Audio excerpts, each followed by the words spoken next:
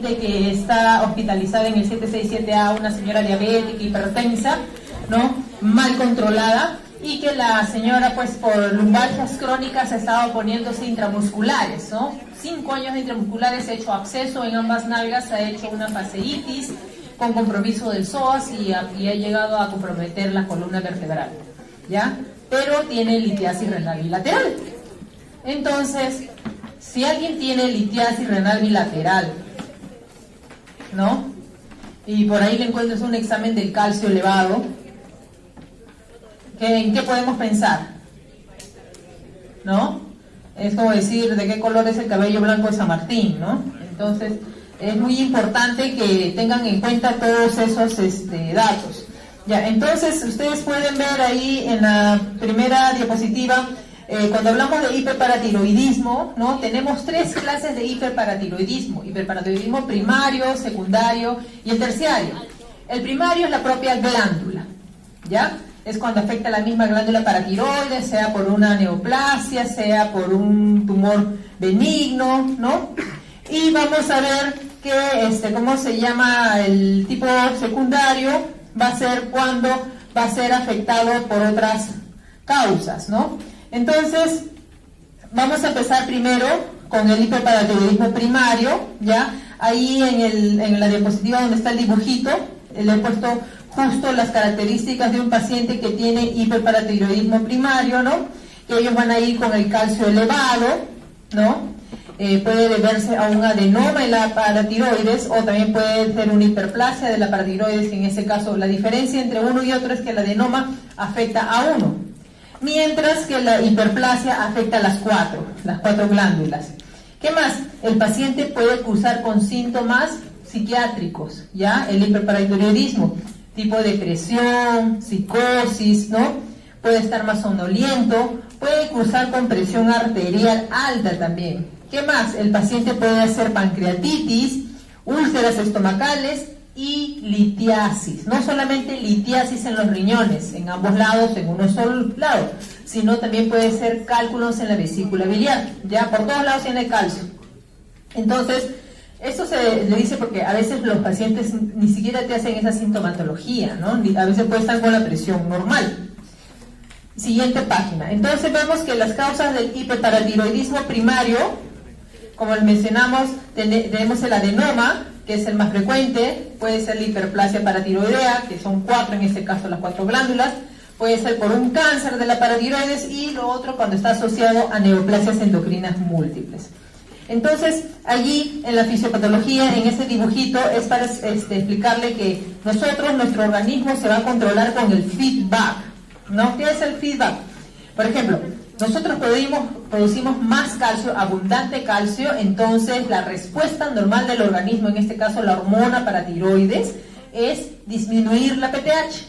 Esa es la respuesta. Si nuestro calcio está bajo, entonces la respuesta de la PTH estará aumentada para aumentar la absorción de calcio a nivel del cuerpo y poder suplir esos niveles y estar dentro de lo normal. Pero si hay una alteración ya a este nivel, ¿no? Entonces es cuando se altera este feedback. Entonces, en un paciente que tiene un hiperparatiroidismo primario, ¿no? Entonces vemos, ¿no?, de que está lleno de cálculos por todos lados, encontramos un calcio sérico elevado, entonces nosotros esperamos encontrar la hormona, la PTH, ¿no?, que es la que secreta la hormona paratiroides, pensamos encontrarla disminuida, como una respuesta normal. Pero cuando es primario, o sea, de la misma glándula, vamos a encontrar que la PTH va a estar aumentada, ¿ya?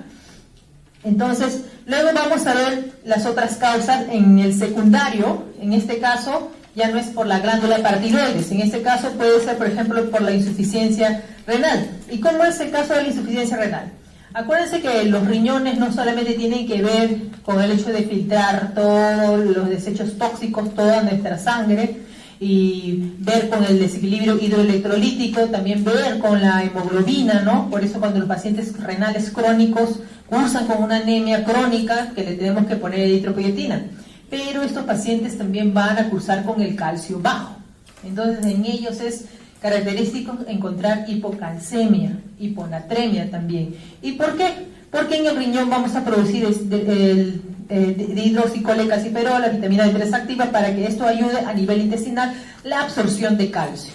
Pero como el riñón ya va a estar malo, no se va a producir, entonces el nivel de calcemia baja, ¿no? Y el fósforo se eleva. Entonces, eso va a causar un tipo de hiperparatiroidismo secundario, porque al bajar el calcio, la PTH va a subir. ¿Para qué va a subir? Para poder igualar los niveles de calcio en sangre, que son muy importantes, y también para el potencial de transmembrana a nivel cardíaco. Por eso es que cuando tenemos hipercalcemia o hipocalcemia, vamos a encontrar alteraciones en el electrocardiograma. Entonces, la hormona, la glándula paratiroides, va a tratar de compensar esta hipocalcemia y va a empezar a sacar calcio del cuerpo. ¿Dónde? De los huesos. Entonces vamos a tener alteraciones a nivel óseo y también va a restringir la calciuria. Entonces, las alteraciones que vamos a tener a nivel óseo, ¿no? Por la osteodistrofia renal, va a ser una osteoitis fibrosis quística, la osteomalacia, la osteoclorosis y osteoporosis. En la siguiente página pueden ver la osteoitis fibrosis quística, ahí en la manito, ese quiste, ¿no? Luego en el cráneo pueden ver lesiones de osteoclerosis, ¿ya? ¿Qué más? En los casos de déficit prolongado de vitamina D se va a producir también una disminución crónica de la calcemia, ¿ya? A ver, por favor. A ver, otra solución. Y esto lo van a ver clínicamente como raquitismo, osteomalacia. ¿Y cuál es esto? Que en este caso la curvatura que tiene la cabeza del fémur con el cuerpo se va a angular más. Y por eso esto se vio bastante en los niños, en tiempos atrás, cuando había déficit de esta vitamina, y por eso se ven características de los niños con las piernitas abiertas, ¿no? Eso es lo que se llama la osteomalacia, el raquitismo. Y el hiperparatiroidismo terciario, esto ya se ve en pacientes con insuficiencia renal crónica de larga data terminal que se dializan.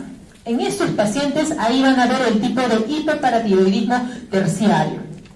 Entonces, aquí igual de la misma manera, ya digamos que a largo plazo, digamos mínimo 10 años, esta paratiroides se ha hipertrofiado para poder suplir el calcio bajo por la falta del daño renal. Entonces prácticamente se vuelve una glándula bien grande, que es la que va a generar todas estas alteraciones, y por eso se llama hiperparatiroidismo terciario. ¿Qué más? Luego, aquí en la otra imagen pueden ver el niñito con las piernitas arqueadas, ¿no? Que tiene su raquitismo, y es por la elevación del ángulo de la cabeza con el cuerpo del fémur. En la siguiente página, para hablar de la epidemiología, es una afectación poco común, ¿no? Que afecta a uno de cada 500 o cada 1000 en todas las edades, más es frecuente en esta década de la vida, ¿no? Porque si es que no tiene ninguna enfermedad de por sí, ¿no? Las afectaciones del riñón, todo va degenerando, viene la malabsorción, la malnutrición, déficit de vitamina D en forma general. Aparte que ya las mujeres, la osteoporosis, también a largo plazo el hombre. Pero si a esto le agregamos comorbilidades, empeora, va a ser más rápido. Con más frecuencia afecta al sexo femenino, ¿no? Y a mayoría posmenopáusicas. ¿Qué más? Dentro de las manifestaciones clínicas, ¿qué vamos a encontrar? Entonces ahí te dice, cuando un paciente tiene hiperparatiroidismo, la sintomatología clínica, lo que vamos a buscar es escaso. O sea, tienes que pensarlo, tienes que sospecharlo, porque si no, se te va a pasar por los ojos, no lo van a pensar. Entonces, ¿en quién hay que sospecharlo? Pacientes que cursan con presión alta, síntomas psiquiátricos, ¿no? Pero para esto también una analítica o simplemente litiasis renal bilateral. ¿Por qué va a tener litiasis renal bilateral? ¿No? Entonces, hay que buscar las causas por las cuales está haciendo esos cálculos. ¿Qué más? A nivel gastrointestinal puede tener náuseas, vómitos, puede estar estreñido, puede cursar incluso con anorexia, puede causar con debilidad muscular, fatiga, somnolencia, y también ¿cómo se llama? A nivel óseo, por la resorción, por el aumento de la resorción para elevar esa calcemia, va a causar con dolor óseo.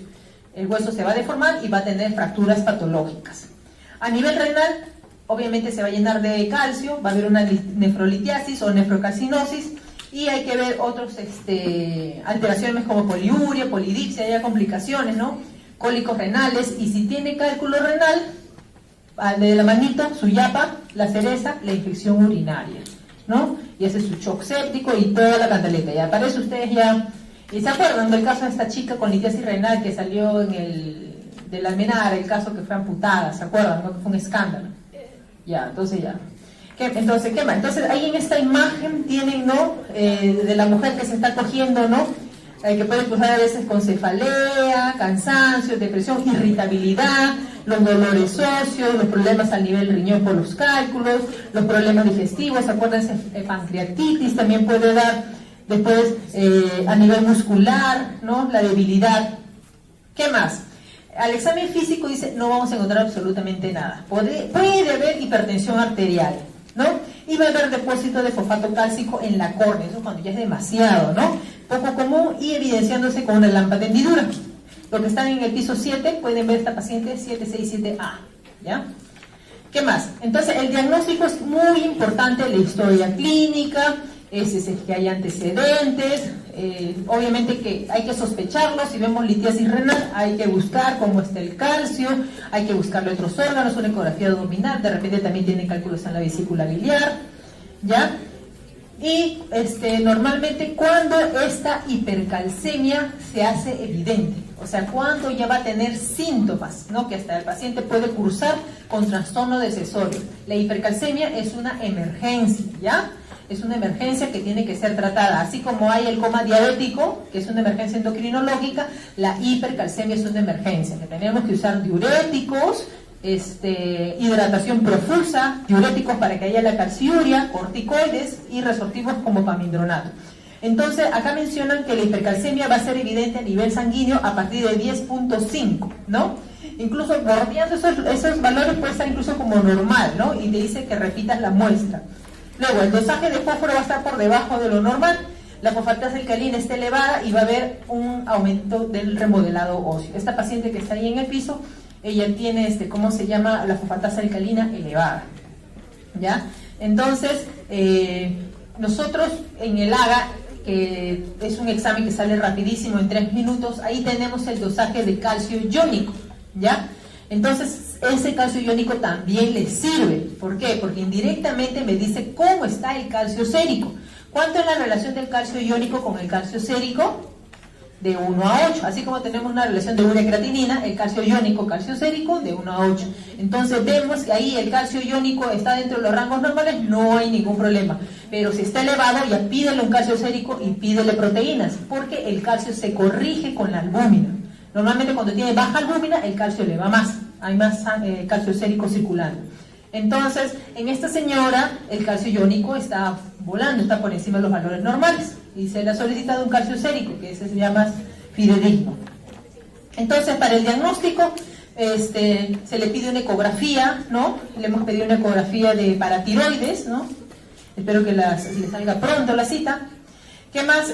También te dicen que podemos pedirle una gammagrafía, ¿no? Obviamente si estamos en la clínica, todo le va a salir, ecografía de tiroides, la gammagrafía, todo para hacerle el estudio, para ver, la gammagrafía me puede ver qué nódulo funcionante es más, está trabajando más. Entonces te dice, no, es un solo nódulo, no, son los 4 nódulos, ¿no? Es un adenoma, es una hiperplasia, entonces de forma indirecta, ¿no?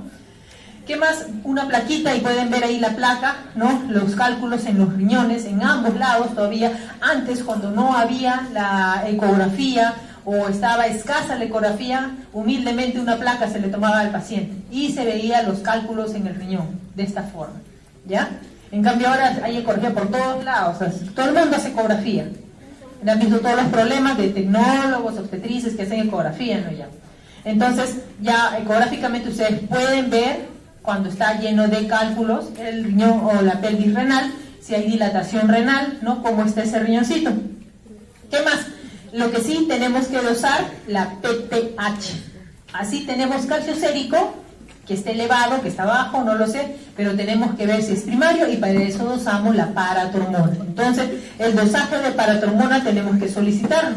Luego, dime, ¿ya? Ay, excelente.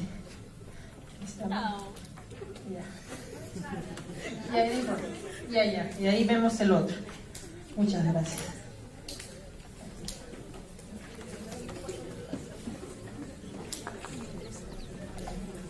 Entonces nos habíamos quedado en la radiografía de acá. Entonces, lo que te menciona, ¿no? Que tienes que pedir su plaquita.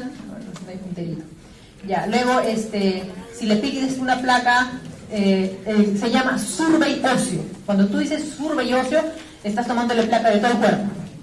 Ya, en el sulbario óseo podemos ver aumento del remodelado óseo, ¿no? Podemos saber los quistes a nivel de la calota craneana, esto se llama osteitis fibrosis quística, y cuáles son sus signos. Va a haber resorción superióstica en falanges, en el tercio de la clavícula, en el cuello femoral, en el cráneo van a ser las clásicas imágenes de sal y pimienta, porque son como puntitos. ¿Pueden ver ahí? Esto también, de repente con maximización, o busquen imágenes de sal y pimienta, eso es clásico no solo en esto, sino en mieloma múltiple, que lo van a ver adelante. La mieloma múltiple, que es un cáncer de las células plasmáticas que se caracteriza por lesiones líticas en el hueso, van a ver eso en el cráneo, o sea, lesiones de sal y pimienta. O sea, tiene que ser todo ese blanquito, pero ahí vemos, ahí como puntitos, no puntos negros, como puntillismo, ahí está, así se ve. ¿Qué más pueden tener? Quistes o tumores pardos en huesos largos. ¿Quiénes están en el Rebagliati? Levanten la mano. Ya, el viernes pasado estuvieron en la discusión del caso clínico. Ya, el viernes pasado, todos los viernes a las 8 de la mañana tenemos nosotros discusiones de caso o presentación, y se presentó un caso clínico, ¿no? De un paciente que había fallecido, ¿no? Y el internista hace la discusión y pone cuáles son sus diagnósticos, y luego viene el patólogo y él es que da el veredicto final, ¿no? Y se trataba de una señora que había hecho un tumor pardo, eso de que el tumor pardo, o sea, era una señora que se dializaba años, había hecho un hiperparatiroidismo, y la característica es hacer tumores de huesos largos, que son amarillos, ¿no? Y se había llenado todo el sacro, y al final fue un tumor pardo. ¿Qué más? Entonces, cuando tenemos un hiperparatiroidismo primario, ¿no? Vamos a encontrar que el paciente puede estar asintomático. Entonces, acuérdense que el fósforo va a ser a la inversión al calcio. Si el calcio está elevado, el fósforo está bajo. Si el calcio está bajo, el fósforo está elevado. Entonces, vamos a ver que el calcio está elevado, el fósforo bajo. Entonces, vamos a ver que cuando es primario, o sea, la misma glandulita, PTH va a estar elevada. Entonces, hay que ver si tiene o no criterios quirúrgicos. Para criterios quirúrgicos ya vemos cómo está la ecografía cervical, la gammagrafía y el manejo. Manejo, así como damos para hipercalemia, para hipocalemia, hipercalemia, ¿no? Cuando el potasio está elevado, que es una emergencia, igual para la hipercalcemia. Hidratación profusa, 3-4 litros al día, con diuréticos, cada 8, cada 6 horas, cuidando la presión arterial. ¿Qué más? Damos bifosfonatos tipo ácido solendrónico, pamindronato, que esto quele el calcio, ya sé que disminuye el calcio sérico, ¿no? Podemos dar moduladores selectivos de receptores de estrógeno, pero si la hipercalcemia es por cáncer, damos corticoides, ¿ya? ¿Qué más? Diagnóstico diferenciales, ¿no? Por ejemplo, si tenemos el calcio elevado y vemos el fósforo, si el fósforo está disminuido, hay que ver si la PTH está aumentada o disminuida, ¿no? Si está aumentada, hay que presentar en problemas de hiperparathyroidismo primario, litio. Si está disminuido, un problema de receptor de la PTH. Y aquí, si está elevada el fósforo, ¿no? Hay que ver cómo está la vitamina D, si está aumentada o disminuida. Si está aumentada, pensar en intoxicación, algún tipo de lesión granulomatosa, linfoma. Y si está disminuido, en hipervitaminosis A, lesiones metastásicas, hiperparathyroidismo secundario o terciario. Ya, entonces, lo que yo quiero que tengan en cuenta, que el hiperparatiroidismo no te va a dar síntomas clínicos que lo vas a reconocer como otras enfermedades, no. Pero si ven cálculos renales, por favor, piénselo. Si ven litiasis vesicular con cálculos, piénselo. ¿Por qué se está llenando de calcio la señora? Por favor, piénselo. Entonces, un calcio sérico por ahí le piden. Y si ven que está elevado, o de repente en el LAGA, siempre no desprecien el resto de resultados que hay en el LAGA, solamente ven el pH, el CO2, el LO2, el bicarbonato, nada más. Vean cómo está el lactato, cómo está la glucosa, la hemoglobina. Vean el calcio iónico. Y el calcio iónico, acuérdense de la relación 1:8, ven que esté normal, ¿ya? Entonces, el manejo, hidratación, diurético, pamidronato y corticoides si es que hay cáncer. Hipoparatiroidismo. Esto es más común, ¿ya? Esto es más común. ¿Por qué? Porque los pacientes, de repente no tanto, de repente ya va a ser menos, ¿no? Pero antes Perú tenía bastante bocio endémico, ¿ya? Entonces las mujeres, sobre todo de la sierra, con un bocio gigante que les obstruía las vías respiratorias y eran operadas, ¿no? O ahora último se ve también por carcinomas de tiroides. Entonces sacan la tiroides y se llevan de paso la paratiroides. Y si no hay paratiroides, ¿qué pasa? Se van con el calcio por los suelos. Y esto te llegan a la emergencia, así todo contracturado, con sus manos así todos duros, ¿no? Ese es el espasmo carpal. Entonces, eso es lo que van a ver ustedes, el hipotiroidismo. Y el antecedente te va a decir, me he operado la tiroides por un cáncer, ¿no? O tenía bocio, qué sé yo, pero le han sacado, entonces ya no hay paratormona que haga la resorción, que produzca el calcio, y el paciente hace hipocalcemia y va todo contracturado, como una tetania incluso. Eso también es, hay que darle manejo de emergencia de gluconato de calcio endovenoso. Ya. En este caso, el hipoparatiroidismo, va a haber síndromes que cursan con hipocalcemia e hipofosfatemia por un déficit de las glándulas paratiroides, ¿ya? Entonces vamos a ver por acá la etiopatogenia. La causa más común puede ser quirúrgica por tiroidectomía, otro puede ser idiopático, no saben por qué razón, un pseudo hipoparatiroidismo, el otro puede ser secundario a amiloidosis, hemosiderosis. La vez pasada tuvimos un caso de una señora que tenía su insuficiencia renal, ¿no? Pero era con un síndrome nefrótico, ¿no? Al final fue una amiloidosis. Y no solamente tenía amiloidosis ahí, también tenía aquí arriba, ¿no? Porque ten en cuenta que el amiloide es secundario a e infiltra, y en nuestro caso tenemos amiloidosis secundaria a tuberculosis. Hay cualquier tipo de enfermedad inflamatoria crónica, o sea, ¿por qué? El mecanismo, pero hace que la sustancia amiloide se deposite, ¿no? Y esto el paciente va a cursar con un edema de tipo nefrótico. ¿Qué más? El postquirúrgico, obviamente vamos a atender al antecedente que el paciente se ha operado, ya sea por un cáncer, ya sea de esófago, de tiroides, ¿no? Entonces le han sacado todo, y entonces el paciente obviamente que le dan de alta con su calcio bioral, su calcitriol, su vitamina D, todo, ¿no? Pero eso es insuficiente, ¿ya? Puede ser transitorio o permanente y puede durar durante varios años. Puede ser consecuencia de lesión directa de las glándulas o una extirpación inadvertida, ¿no? O también una isquemia postquirúrgica, está operando por ahí, ha ligado una arteria por ahí, fue en la arteria de la paratiroides, se murió la paratiroides. Y eso pasa. Entonces, aquí por ejemplo es una señora con un bocio gigante, ¿no? Entonces ha sido operada y entonces ya obviamente que va a estar con hipocalcemia. Hipotiroidismo por radiación, también. Pacientes que tienen cáncer de laringe o un cáncer de acá, de cervical, de algo, reciben radioterapia, y acuérdense, no todo es gratis, siempre se van a llevar algo. Entonces las medicinas es así, y desgraciadamente todo tiene efectos secundarios, y la radioterapia es penosa, y no solamente es penosa, mata las células, ¿no? Entonces uno de los efectos colaterales es eso, ¿no? Entonces por radiación pueden tener hipoparatiroidismo. El alcohol también va a generar una hipocalcemia transitoria. ¿Qué más? Hipotiroidismo por enfermedades infiltrativas, lo que habíamos mencionado, la amiloidosis, la hemocromatosis idiopática, ya sea en pacientes que tienen transfusiones a repetición, enfermedad de Wilson por el depósito de cobre. Por ejemplo, un paciente con tuberculosis miliar, ¿no? Y secundariamente hace una amiloidosis. El hace hipoparatiroidismo, ¿no? Los pacientes también con enfermedad de Addison ya pueden cursar con eso. También tenemos los pacientes que tienen tiroiditis de Hashimoto, o sea, cualquier tipo de causa autoinmune. También mencionan dentro de las causas de hipoparatiroidismo idiopático, podemos encontrar en el síndrome poliglandular tipo 1, ¿no? Que es un trastorno autosómico de tipo recesivo, ¿no? Que cursa con insuficiencia suprarrenal, candidiasis mucocutánea, ¿no? Y normalmente la edad de presentación es temprana, a los 30 años. ¿Qué más? Tenemos también el hipoparatiroidismo congénito, ¿no? El síndrome de Digeorge, en el cual va a haber anomalías del tercer y cuarto óvulo bronquial. Y este tiene un fenotipo característico, ¿no? Como su carita, y desgraciadamente estos pacientes van a ser susceptibles a bastantes infecciones, ¿no?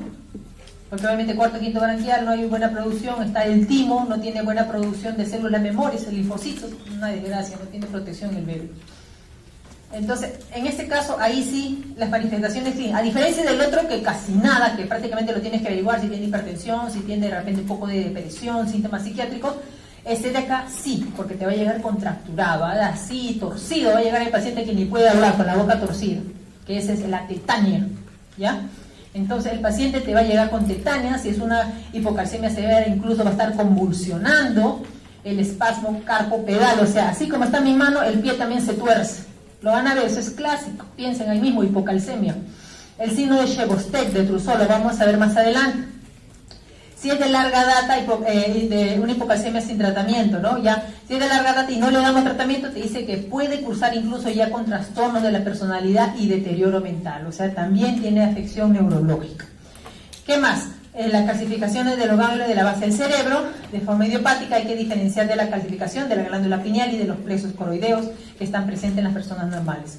Porque en una tomografía ya de un adulto mayor tú vas a ver calcificación de la glándula pineal, del plexo coroideo. Entonces dice que tengas cuidado, hay que ver las calcificaciones de los ganglios de la base del cerebro.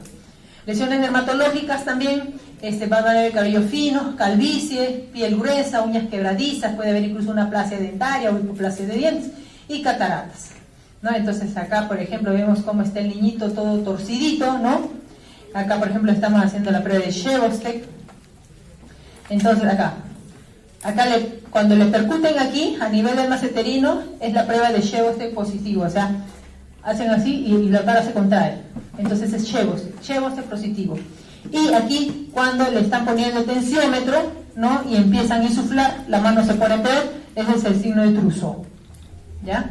Entonces, en la hipocalcemia, normalmente cuando se da la sintomatología, normalmente cuando ya la hipocalcemia es menor de 6.5, ¿ya? Ya menos de 5 dice que es imposible porque ya esa reserva lo tenemos en nuestros huesos.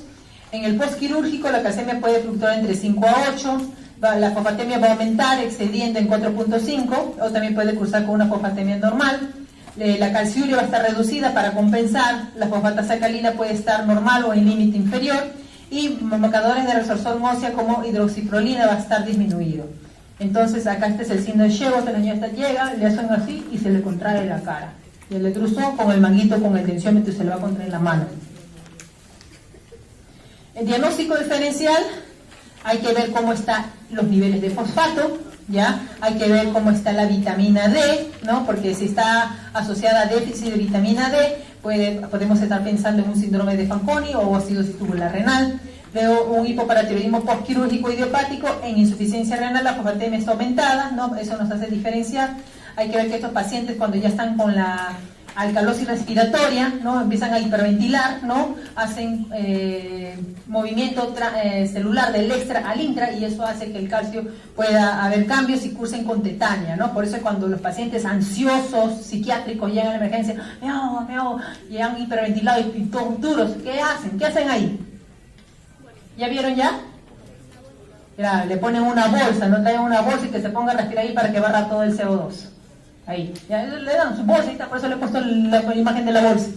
Llegan porque haces hiperventilas y haces movimiento de iones, ¿no? Del intra al extra. Entonces hay disminución del calcio iónico, pero el dosaje de calcio sérico y fosfato está normal. ¿Ya? Entonces le da su bolsa y un rato que se quede ahí respirando y le va a pasar. ¿Qué más? Indicaciones de paratiroidectomía, ¿no? En insuficiencia renal crónica, entonces estamos hablando del hiperparatiroidismo secundario, ¿no? En hipercalcemia severa, enfermedad ósea progresiva, ¿no? Que esté fracturando, prurito que no responde a la diálisis, calcificaciones extraesqueléticas y miopatías sintomáticas. Causas de hipocalcemia, entonces, tenemos que ver si hay ausencia de PTH, ineficiencia o ineficacia del LDPH o superación de la actividad de la PTH y tenemos estos casos.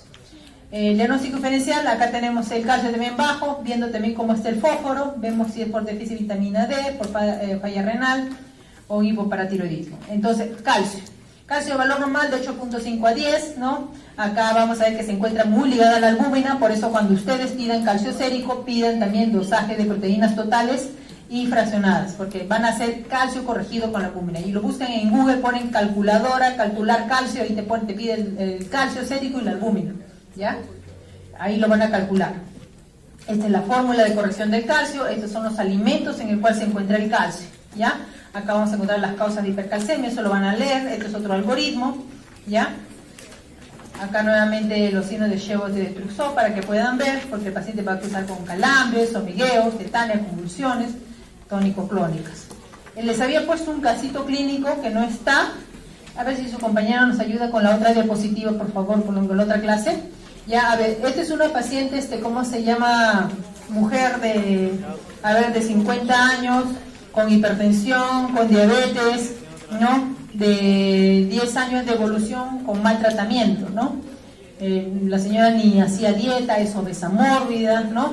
Y que llega a la emergencia por dolor lumbar, ¿ya?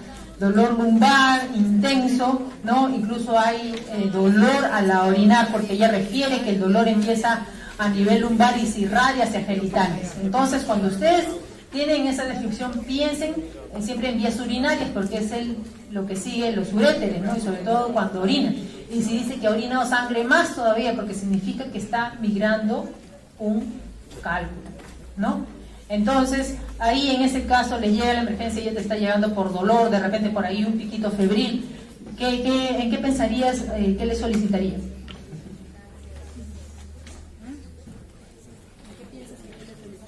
Yo pensaría en litiasis por los dolores lumbares y puede ser que haya evolucionado a ser una ITU, porque tipo, qué bonito que tenía ardor extraordinaria. Al principio dijo que la señora tenía hipertensión y diabetes mal controlada, por lo tanto podría ser lo que es un hiperparatiroidismo. Hiperparatiroidismo. El PTH, también un examen de orina. Estamos en emergencia, solamente te van a dar la PTA, el examen de orina, PTH no. ¿Qué examen le pide? Examen de orina. Ya pidió, ¿qué más?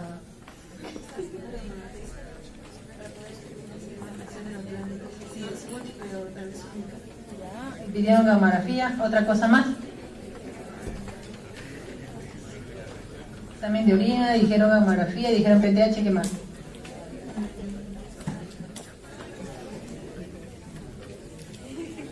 Y otro examen más. Examen de sangre. Para ver el calcio sérico. Y otro examen más para confirmar las piedras en el riñón. La radiografía. Ya, entonces antes mídele con la radiografía, ¿no? Pero ahora ya tenemos la ecografía, que es más sensible y mucho mejor, porque de repente si la paciente está con estreñimiento no le va a dejar ver las heces. Entonces, su examen de orina y la ecografía. En el examen de orina va a ver que está todo ¿cómo se llama? La hematuria, los cristales de oxalato de calcio, o acebúrico, no sé, en este caso oxalato de calcio, lo van a ver, puede ver leucocituria, le piden sudocultivo porque puede ser su infección urinaria, encima es diabética, ese es uno, y para ver los calculitos, ecografía, ¿no? Y en la ecografía van a evidenciar cómo están esos riñones, si hay hidronefrosis, no hay hidronefrosis, si hay cálculos, y eso es lo que hay. Ahora, respecto a la PTH está bien, ¿no? También solicitar una ecografía está bien, ¿no? Pero digamos, ahí de urgente, eso lo básico, ¿ya? Ahora vamos a ver la siguiente clase, que es insuficiencia testicular ovárica y hipogonadismo, ¿no? En este caso vamos a hablar primero un poquito de la parte fisiológica, en este caso el sistema gonadal masculino, que en este caso es reproducción y segregar hormonas. O sea, no solamente es para tener hijitos, sino para dar las características secundarias a todo el cuerpo, ¿no? Entonces, los testículos, ¿no?, van a secretar la célula de Leydig, ¿no?, reproductivo para la espermatogénesis, ¿no?, mediante el epitelio de los túbulos seminíferos, ¿no? Sus células de Sertoli van a actuar como nutrientes para los espermatozoides menos maduros, ¿no? Va a secretar testosterona por las células de Leydig, como la espermatogénesis va a estar regulada también por la hipófisis, o sea, la testosterona va a influir también en eso.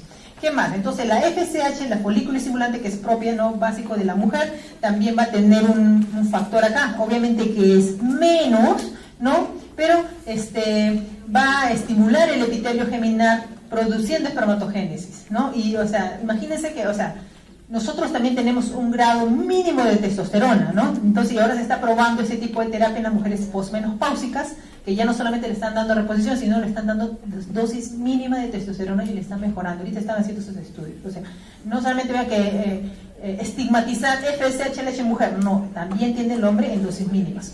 LH va a estimular la biosíntesis de andrógenos, estrógenos de las células de Leydig. Los andrógenos estimulan el crecimiento de los túbulos seminíferos, dándole al hombre las características sexuales secundarias, ¿ya? Entonces tenemos la función de la testosterona, el crecimiento del vello púbico, en este caso en los varones va a ser romboidal, mientras que en las mujeres es triángulo invertido, el aumento del tamaño de la pigmentación del pene, del escroto. Entonces, por favor, siempre examinen en pediatría, ¿no?, cómo están los testículos, ¿ya? ¿Cuántas veces se ha visto casos de niñitos o de repente el papá, la mamá, cuando tengan sus hijitos no le examinaron sus testículos y era un seminoma, ¿ya? el pobre ya llega, no sé, porque el testículo está grande, pero ya tiene metástasis en los pulmones, por favor. Ya, entonces, le va a aparecer pues las barbas, el bigote, va a ser el crecimiento de la próstata, las vesículas seminales, la voz va a cambiar, ¿no? El desarrollo de la musculatura esquelética, la cintura escapular va a ser más ancha y la parte más angosta, por eso son los hombres más triangulares a diferencia de la mujer. ¿Qué más? Va a estimular el líbido, el impulso sexual y la función eréctil. Entonces, a la inspección hay que ver, cuando revisan los niñitos, o sea, cuando ustedes roten por pediatría, neonatología, cuando nace el bebé, hay que ver cómo está su pene del bebé, si el meato urinario está bien, porque puede tener hipospadia, epispadia, ¿no? Malformaciones, entonces pueden darse de forma indirecta que de repente tiene algún tipo de malformación genética, ¿ya? O algún tipo de malformación cromosomal. Entonces hay que ver cómo está el pene, cómo está el escroto, porque a veces se puede llenar de líquido y eso se llama hidrocele, ¿no? O puede haber sangre, hematocele, ¿no? O un tumor testicular. Hay que ver cómo está también la región inguinal en los niños. ¿Por qué? Porque a veces puede tener una hernia inguinal. Entonces el testículo no desciende, que se llama criptoquidia, se queda a nivel inguinal o de repente más arriba, y si nunca saben, nunca le revisaron sus testículos, estaba solo con uno o con ninguno, y la desgracia porque cuando se quedan adentro ya se vuelven infértiles, ¿ya? ¿Qué más? Hay que ver cómo está el perineo también, porque a veces el niñito puede tener también espina bífida más arribita, cómo está el hoyolito, ¿no? Entonces, esta es una forma de ver, examinar, ¿no? La translucencia para ver cuando hay varicocele, ¿ya? Entonces hay que ver cómo está el escroto, la túnica serosa vaginal, el epidídimo, el testículo, el cordón espermático, ya en los adultos la próstata, ¿no? Se hace con el tacto digital, esto lo hace el urólogo, la uróloga examina cómo está la próstata. Normalmente dicen que la próstata, la contextura es así como cuando se tocan la nariz, así de esa contextura tiene la próstata cuando hagan el tacto rectal. ¿Qué más? Entonces, el desarrollo de los caracteres secundarios de los varones de acuerdo a la edad. Esto, digamos, es el percentil, es lo normal, es la mayoría. Pero hay personas que salen de esa mayoría. Y en esas personas que salen de esa mayoría tienen que sospechar, ¿ya? Entonces, de 10 a 11 años puede haber un aumento discreto del testículo y del pene. De 11 a 12, inicio de la actividad prostática y aparición de vellos pubianos. De 12 a 13 ya es un pubis poblado de vello, ¿no? Y de 13 a 14 ya el pene crece más, también los testículos. De 14 a 15 ya aparece vello en las axilas, en la barba, ya cambia la voz. Y de 15 a 16 ya está teniendo su espermatogénesis y las primeras poluciones, ¿no? La espermarquia, así como la mujer tiene la menarquia, que es la primera regla, el hombre también tiene su primera eyaculación, espermarquia. Entonces aquí tenemos incluso, puede ser un varón de 22 años que te viene a consulta y ves que el desarrollo del pene es de esa forma, ¿no? Le pones acá grado 2. Tenemos un instrumento, el orquidómetro de Prader, que te ayuda a ver de qué tamaño es el testículo. Esto también tiene como su guía por edades, ¿no? De qué edad debe estar el tamaño del testículo. Entonces, es de la forma que lo cogen y lo comparan con esto, ¿ya? Entonces, esta es la forma también de cómo examinar, ¿no? El epidídimo, cogen y en la parte superior van a encontrar el puntito, es el epidídimo. ¿Por qué? Porque a veces cuando tienen epididimitis, le tocan ahí y les duele, ¿ya? Es la forma de examinar, sobre todo cuando hay epididimitis. Entonces, los trastornos genéticos que tenemos. Entonces, aparentemente, fenotípicamente es varón, pero genotípicamente no, es un X. Entonces, ¿cuándo lo sospechas? Entonces, estas alteraciones son el hipogonadismo, ¿ya? Vamos a empezar. El hipogonadismo, ¿no? Entonces, en este caso, estos pacientes, dices, presentan como un climaterio masculino, ¿qué quiere decir? Oleadas de calor, disminución de la libido, de la potencia sexual, estados afectivos con tendencia a la depresión, ¿no? Por eso es que dicen que cuando el hombre entra a la andropausia, así como la mujer tiene su menopausia, el hombre también tiene la andropausia, se deprime, ¿no? ¿Qué más? La ausencia de secreción de andrógenos por el testículo, al igual que el ovario, puede tener origen propiamente testicular o hipofisiario, ¿ya? Entonces puede ser un hipogonadismo de este nivel o del otro. El hipogonadismo es el trastorno más frecuente de la función testicular en la clínica y sus manifestaciones van a ser dadas según la etapa de presentación, durante la embriogénesis, durante el desarrollo puberal o durante o después de la pubertad. Entonces, de acuerdo a eso vamos a ver las alteraciones. Acá tenemos un cuadrito de hipogonadismo primario y secundario. Del caso primario, genético, tenemos el Klinefelter. Acá podemos ver el Klinefelter, que fenotípicamente parece varón, pero ven que el vello púbico es de mujer, triangular, pene pequeño, tiene el desarrollo de la mama, Tanner, un Tanner 2-3, ¿no? Ven que la cintura escapular es más angosta que las caderas, ¿no? Tiene de distribución de la grasa tipo ginecoide, tipo mujer, ¿no? Entonces tú crees que es varón, pero es mujer, ¿no? O sea, tiene un fenotipo mujer. Entonces tenemos el síndrome de Rifenstein-Undisch-Noonan, las que pueden ver acá.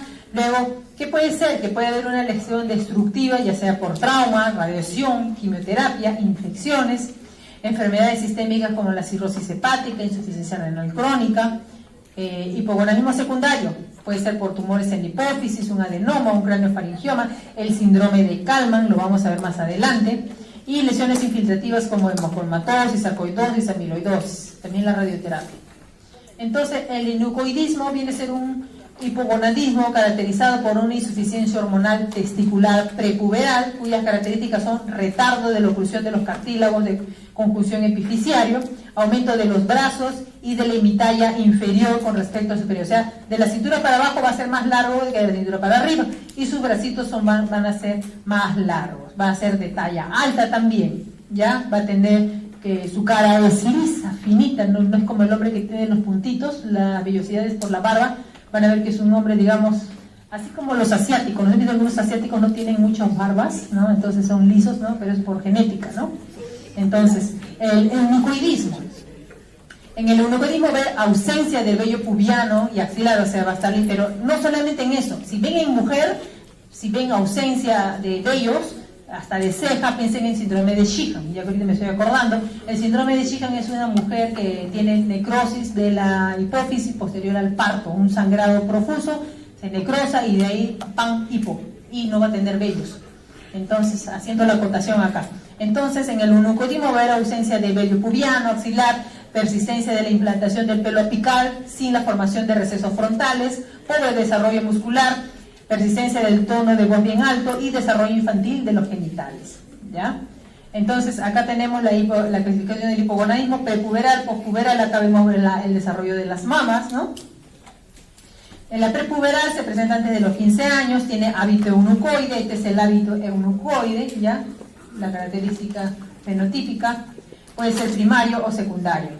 En el hipogonadismo primario, o sea, cuando es primario, glandulita, acuérdense, al igual hiperparatiroidismo primario, la misma glándula paratiroide de acá. Hipogonadismo primario, o sea, es los testes, ¿ya? Entonces, hipogonadismo primario, la lesión está en el testículo, ya sea por defectos anatómicos, el pediatra no se fijó donde los testículos, no vieron que no habían descendido, la mamá ya no le dio sus controles por el pediatra, se quedó a nivel abdominal y ya se murió ese testículo, ya no va a tener nietos ya. Entonces, hay que ver, ¿no?, los defectos anatómicos, hay que examinar. Pues si es que por ahora hay presenta una aplasia de células germinales, ¿no? La criptorquidia, ¿no?, que esto se llama cuando el testículo está escondido y no sabemos por dónde está. Y varicocele cuando se llena de líquido a nivel de los testículos. El síndrome de Klinefelter, ¿ya? En este caso es una disgenesia gonadal con alteración cromosómica. El Klinefelter es un XXY, o sea, tiene un cromosoma X de más, ¿no? En este caso el testículo no se diferencia bien, está germinizado, quiere decir duro, pequeño, ¿no? En un 20% la testosterona no disminuye marcadamente y esta escasa cantidad permite el desarrollo de las pilosidades, ¿ya? Acuden a la consulta por infertilidad, entonces fenotípicamente parece varón, ¿no? Y tiene su pareja, tiene todo, ¿no? Y te va a la clínica, doctora, queremos tener hijo y no podemos. Entonces se hacen todos los estudios y se ve que el paciente era un Klinefelter, era un XXY. ¿Qué más? El Klinefelter puede tener las mamas desarrolladas, Tanner 2, Tanner 3.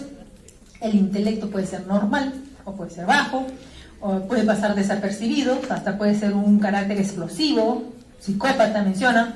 La FSH y la LH van a estar elevadas, ¿no? La inhibina disminuida. Le hacen un espermatograma y van a ver que va a haber azoospermia, ¿no?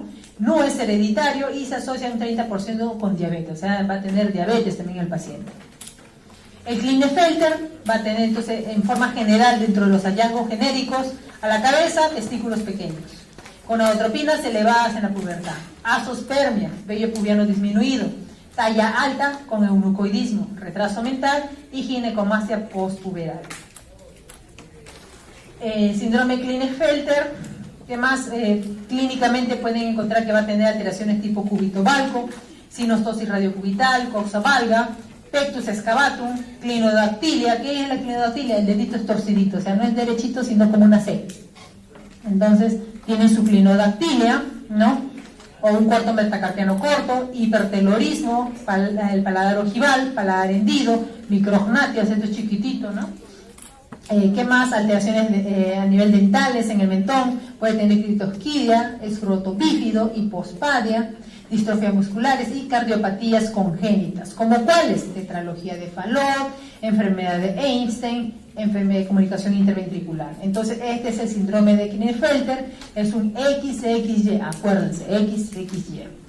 Acá hay otra foto, otro síndrome de Klinefelter, acá está su Tanner 2, Tanner 3, el TPN pequeño. El síndrome de Riefenstein, este síndrome es cromosómico XY, ¿ya? Caracterizado por atrofia postpuberal de los túbulos seminíferos, ya, o sea, ya la alteración a nivel postpuberal, y esto va a llevar a la azospermia. A la larga va a ser un hábito.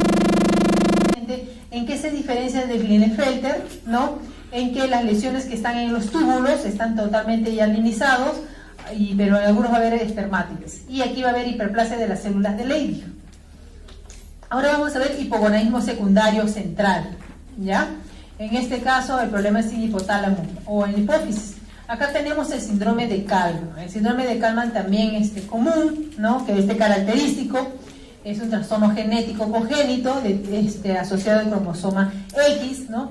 Este caso, el síndrome de Kallmann, el paciente va a cursar con algo típico, ¿no? Que el paciente no percibe los olores o los percibe parcialmente. Entonces tiene anosmia o hiposmia, ¿ya? Porque van a tener alteración a nivel de su bulbo olfatorio, a nivel del nervio olfatorio va a estar alterado. El síndrome de Kallmann es un clásico eunuco, va a tener testículos pequeños, escrotos no pigmentados, un pene también pequeño o de niño, rara vez va a tener ginecomastia y se va a asociar a cataratas, daltonismo, paladar hendido. Y la testosterona va a estar bien disminuida. Este es un paciente fenotípico con síndrome de Kallmann y el daño a nivel del bulbo olfatorio, por eso es que no puede respirar, ¿ya? Entonces, el Kallmann va a ser X, ¿ya? Ligado al cromosoma X. El hipogonaísmo postpuberal, ¿no? Tenemos un hipogonaísmo primario, ya sea por fármacos, quimioterapia, de repente tenía, no sé, un cáncer en recto y recibe radioterapia y le queman los testículos, ¿no? Ya un ejemplo, por ejemplo. Fármacos, quimioterapia, autoinmunes, radiaciones. Tenemos el hipogonaísmo secundario a nivel de hipotálamo, hipófisis, ¿no? Causas de, por ejemplo, una hiperprolactinemia, que es lo más frecuente, un macroadenoma, ¿no? Generalmente pacientes son entre 40 y 50 años y acuden a la consulta por disfunción eréctil, una osteoporosis precoz o aumento de la prolactina, ¿no? Ahora en la mujer. En la mujer vamos a ver igual los ovarios cumplen una función muy importante, aparte de reproducción, características sexuales secundarias, y aparte que el estrógeno es muy beneficioso en el caso de la mujer. Tiene sus efectos cardiovasculares protectores, aparte de los huesos también. Entonces, imagínense cuando ya viene la menopausia, pierde todos estos beneficios, ¿no? Entonces, terminando la maduración folicular, la acción de la FSH, la LH va a regular el ciclo ovulatorio con aumento de secreción de progesterona proveniente del cuerpo amarillo. Los estrógenos, ¿no? Van a aumentar la mitosis a nivel del endometrio para que sea un endometrio apto para recepcionar al embrión. Va a conservar el tropismo y crecimiento de las mamas. Juega un rol importante en el depósito de la grasa de forma ginecoide, ¿no? Se acumula más en los glúteos, en las caderas, en las mamas. ¿Qué más? La progesterona, su función de la progesterona va a ser que va a detener el crecimiento del endometrio cuando ya ha sido producido por el estrógeno, ¿no? O sea, se produce la reproducción para que venga la anidación del huevo cigote, pero como no hay huevo cigote, entonces lo para y ya viene luego el decaimiento, ya viene la menstruación. ¿Qué más? Tiene efecto catabólico sobre proteínas y es capaz de producir también natriuresis, ¿no? y aumenta el nitrógeno no proteico en un individuo normal. Tiene efecto también termogénico, por eso por el ciclo menstrual miden la temperatura, van a ver que la mujer va a estar con la temperatura elevada, ¿no? ¿Qué más? Las características sexuales que va a tener de acuerdo a la edad, de 10 a 11 va a haber aumento del volumen de las mamas, esbozo del vello pubiano. Eso sí, la mujer madura más frecuente, más rápido que el varón, ¿ya? De 11 a 12 años va a haber comienzo de desarrollo de los labios, la vagina, ¿no? El útero también. De 12 a 13 va a haber redondamiento del pecho, pezón, puede presentar ya su primera menstruación. De 13 a 14 aparición del vello axilar, va a empezar a una ovulación irregular. De 14 a 15 configuración morfológica femenina, y de 15 a 16 ya digamos psiquismo femenino, dice, ¿no? Entonces este es el Tanner, ¿no? Para ver el tamaño de las mamas, Tanner 1, Tanner 2, Tanner 3, ¿no? Los botones mamarios, Tanner 4, ¿no? Y ya un 5. Este es el desarrollo de la parte genital femenina, ¿no? Cuando empiezan los esbozos del vello pubiano, luego cuando va creciendo ya se hace ya triangular típico. Entonces, la aparición de los caracteres sexuales secundarios en menores de 8 años o ausencia en mayores de 13.5 debe ser motivo de estudio. Entonces, si tú ves que menores de 8 años los tiene, estúdialo, porque eso no es normal. Y si ya tiene más de 14 y no hay nada, estúdialo también, ¿ya? ¿Qué más? Esto es la frecuencia de la menstruación, ¿no? Como te dicen para que lo describas. Entonces empecemos con la disfunción ovárica, ¿no? Entonces cuando el ovario no funciona bien va a haber trastornos en la menstruación. Puede ser una amenorrea primaria, secundaria, ¿no? Oligomenorrea, o sea, menstrua poco, polimenorrea, menstrua más, ¿no? Falta de desarrollo somático, ausencia del vello pubiano axilar, signos de hipoplasia mamario, vaginal, va a haber problemas en la fertilidad. También la falta de fertilidad más trastornos menstruales, hay que hacer un estudio minucioso del eje ovario hipotálamo hipófisis. En la difusión ovárica, lo normal que esto se presenta es en las mujeres posmenopáusicas cuando ya no menstruan. Entonces van a presentar el síndrome climatérico, que estamos viendo que el hombre también lo presenta. El síndrome climatérico en las mujeres son las oleadas de calor, el zumbido de oídos, los mareos, ¿no? Va a haber un desorden psicoafectivo y ausencia o irregularidades menstruales. Entonces, ahora último se está tratando, o sea, estudios para estas oleadas de calor, porque las mujeres dicen tienen la oleada, zumbido, dolor de cabeza, ¿no? Y a veces no les pasa con la terapia de reemplazo, entonces le están dando mínimas dosis de testosterona y les está yendo muy bien, ¿ya? ¿Qué más? Síndromes hipogonadotróficos, vamos a ver la digenesia gonadal, trastorno genético X0, 45X0, son fenotípicamente mujeres, pero las gónadas nunca se desarrollan, ¿ya? Tienen un desarrollo inadecuado. Puede haber agenesia, o sea, nunca hubo ovario o digenesia gonadal. Dentro de la digenesia gonadal el síndrome es el síndrome de Turner, ¿no? Que esto es común, ¿no? El síndrome de Turner. Vamos a ver que tiene genitales externos normales o hipoplásicos, el famoso cuello en red de pescador, o sea, su cuellito es así como una telita. No sé si ustedes han visto algún Turner. Ahí levanten la mano. ¿Han visto? Pero Turner es común, yo he visto varios en la calle. No son observadores. Tienen que son de tallita corta, su carita y su cuellito, ¿no? Entonces, y ellos normal desarrollan su vida, ya normal, no hay incluso no tienen alteración de la capacidad intelectual, son profesionales, o se pueden, observen bien, ¿ya? Entonces la característica del cuello en red de pescador, su cuellito así, lo hubieran jalado así el cuello, ¿no? Estatura baja, va a haber repliegue de los músculos del cuello muy marcado, que le llaman el cuello de esfinge, ¿no? ¿Qué más? Este es el cuello de esfinge, ¿ya? Entonces son de estatura corta, ¿no? Va a tener alteraciones también cardíacas como constricción de la aorta, pobre desarrollo de la mama, deformidad en el codo, ovarios rudimentarios, no va a tener menstruación, va a tener unas manchas, unos nebus marrones, deditos cortos, cuarto metacarpo corto, ¿no? El síndrome de Turner, que hay otra fotito más, miren su cuellito, cómo está. Entonces la diferencia entre un Klinefelter y un Turner, el Klinefelter es alto, el eunucoide, y el Turner es chiquitito. Mientras que esta de acá tiene coartación de la aorta, el otro vimos que tenía, ¿de acuerdo? Comunicación interventricular. ¿Cuál más? Einstein, malformación de Einstein, ya son las diferencias cardiovasculares que estos tienen.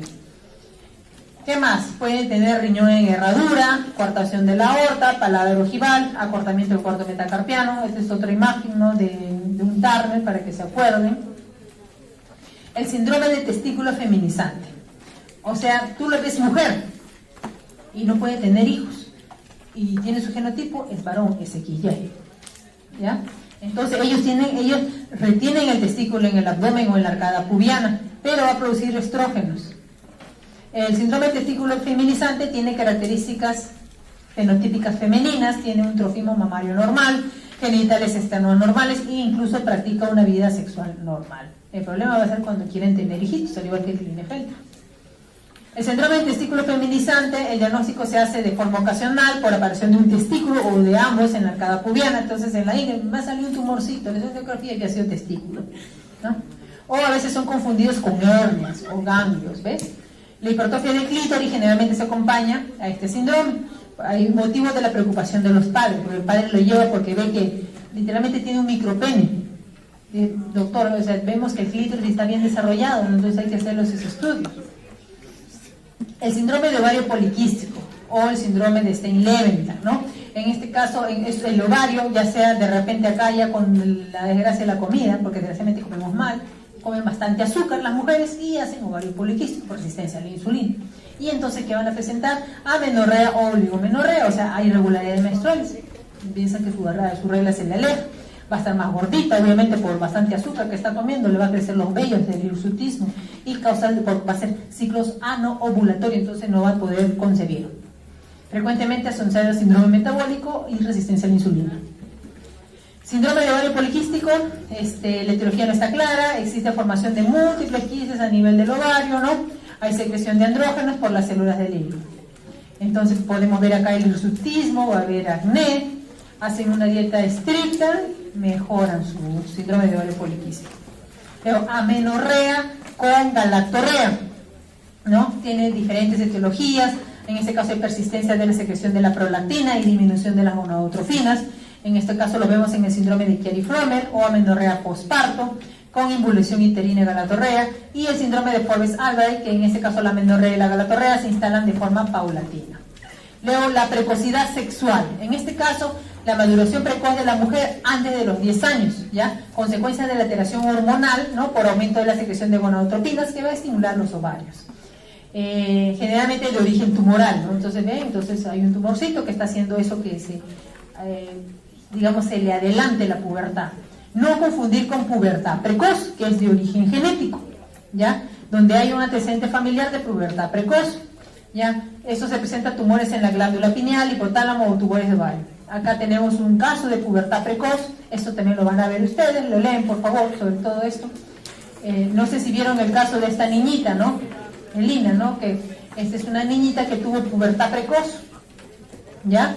Ella a los 4 años salió gestando, o sea, a los 3 años abusaron de ella y a los 4 años dio a luz a su bebé. Entonces esta pobre niñita, acá está con su hermano, su hijito, que me parece su hermanito. Los doctores de Estados Unidos ofrecieron llevarla para hacerle todos los estudios, porque en ese entonces, pues ese caso, imagínense, ¿no? Le prometieron todo, pero el gobierno en ese entonces no le quiso dejar, y peor acá nunca le dio nada el gobierno a ella. Yo creo que su suerte hubiera sido otra si hubieran ido allá, hubieran aceptado la ayuda allá. Entonces, eso es otro caso para que vean. ¿Ya? ¿Preguntas? Entonces, por favor, cuando le vayan a la consulta por problemas de esterilidad, ya saben en qué pensar.